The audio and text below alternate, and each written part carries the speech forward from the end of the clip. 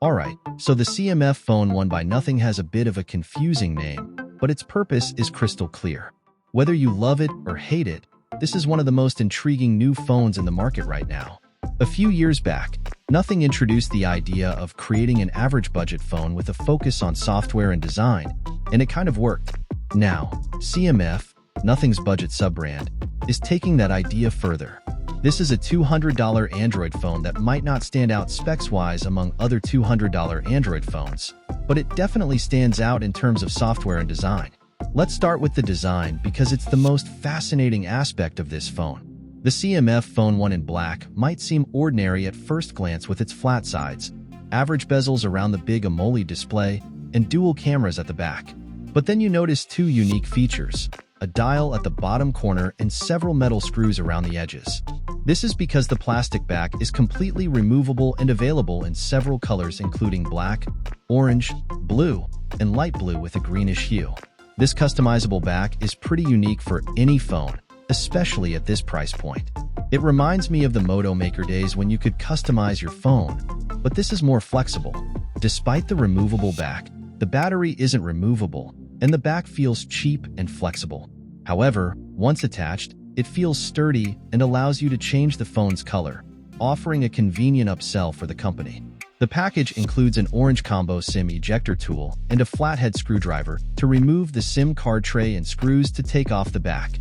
It also comes with a matching SIM card tray and dial. You can mix and match these colors, making the phone feel more personalized. Now, let's talk about the knob on the corner. Initially teased on Twitter, we speculated whether it was a volume knob, a fidget toy, or a mappable software feature. It turns out it's a mounting point for accessories. It's not a free spinning knob but a fancy thumb screw with a colorful cap. You can replace it with three accessories: a kickstand, a card holder wallet, and a lanyard. The kickstand allows you to prop up your phone on flat surfaces. The card holder lets you carry up to 4 cards, and the lanyard gives you the option to attach your phone securely. This isn't a gimmick. The kickstand is quite useful and adds another unique feature to distinguish this $200 phone. It feels like an ultra-budget version of MagSafe, where instead of magnets, you screw the accessory onto the phone.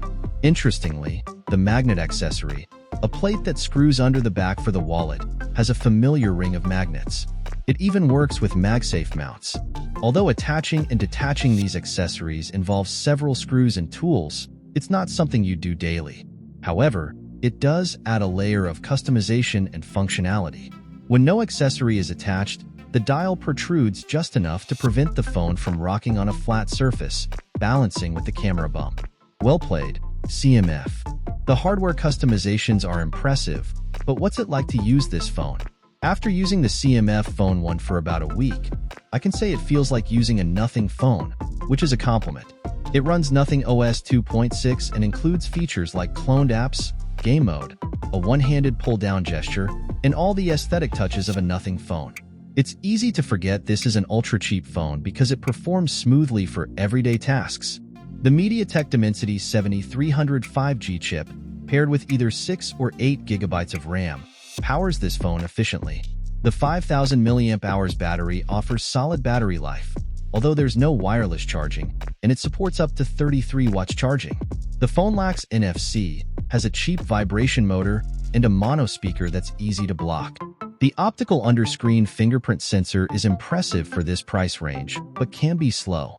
The removable plastic backs feel flimsy when detached, and the phone has an IP52 rating, meaning it's only splash resistant. The 50MP Sony IMX882 sensor for the camera is decent, taking serviceable photos without OIS, so low light performance is rough. The second sensor is a depth sensor for 2x portrait mode photos, not an actual camera. Despite the trade-offs, the design and software make this phone impressive for its price. Targeted mainly at the Indian market, it competes well with other budget phones, offering a good screen, smooth performance, and useful features like microSD card expansion. The CMF Phone 1 is a $200 phone engineered to look cool and perform well. CMF has also introduced a new smartwatch for $69 and earbuds for $59, showcasing their range. Let me know your thoughts.